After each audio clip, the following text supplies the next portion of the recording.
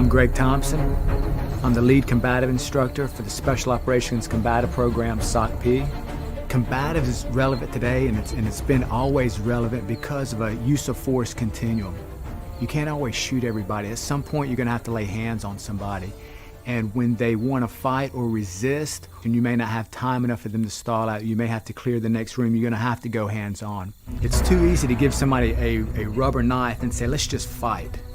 At the end of the day, all the techniques that I've learned and what sculpted me to where I'm at right now is I came at it from a Gracie Jiu-Jitsu and MMA approach, meaning you need to win and lose a whole bunch of times under stress before you're even 50% ready for an altercation.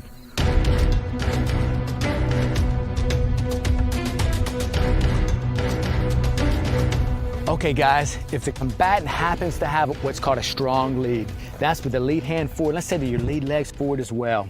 If it's in play, you're not going to be able to pass to the far side. In all these situations, when a knife's in play, you need to break contact, you need to run, create space. That's going to be your first option. But we're saying here we can't break contact. Also with this technique here, we're going to end up going for the armpit and the back of the elbow to control. You may get this technique, maybe he's pulling it out of your body here as it comes out. Instead of focusing so much on the wrist, which you can, you really need to get one hand on the back of the elbow. The back of the elbow is the only way you're going to be able to control that piston. Also too, on this particular technique, you want to step offline. So if the line of leverage between he and I is right here, center line, I want to move off of this line right here.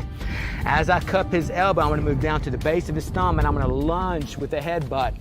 I want my head between center line of his body and the dominant weapon, which the dominant weapon we're going to say is his weapon right now. What I don't want to do is stop right here in any fight because he can take this hand out right here, so I need to get my head in there.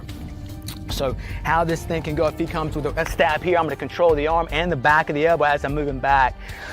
I'm going to lunge with a headbutt here to control him. This hand's going to snake through. When it snakes through here, I'm going to turn it slightly over at an angle. This hand's going to melt down.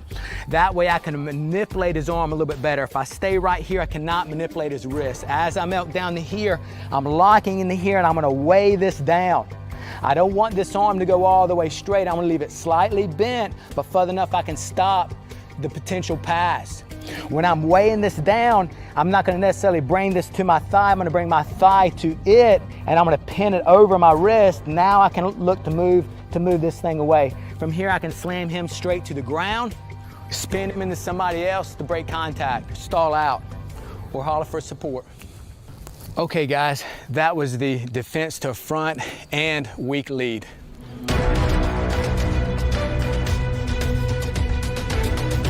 And for me, whatever I give somebody, they have to be able to do 6 months later, and they may not have trained for it. So I may have them for a short window. I can't give them anything that does not relate directly to their training.